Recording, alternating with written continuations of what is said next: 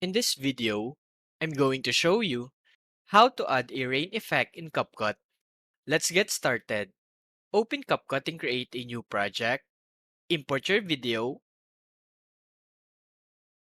and add it to the track. Next, go to the Effects tab.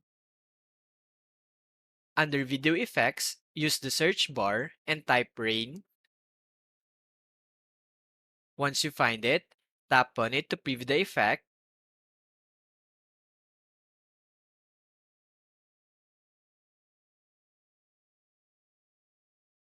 If you like it, tap the Add button to apply it to your video. Drag the edges of the rain effect layer to match your video's duration. Next, go to the toolbar and adjust the speed and atmosphere sliders to customize the effect.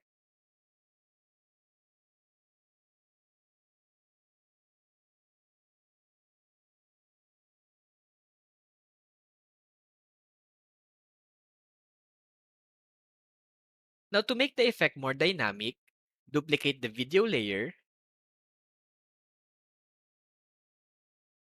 and place it above the rain effect layer.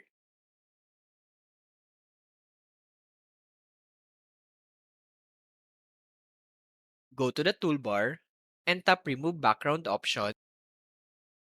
Select Auto Removal to isolate the subject. Once the processing is done, preview your video to see the final result.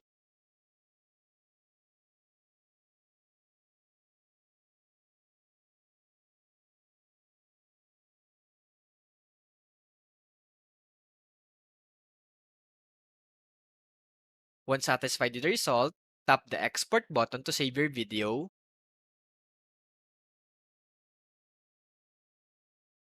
And that's it! You've successfully added a dynamic rain effect in CapCut. Thanks for watching and happy editing!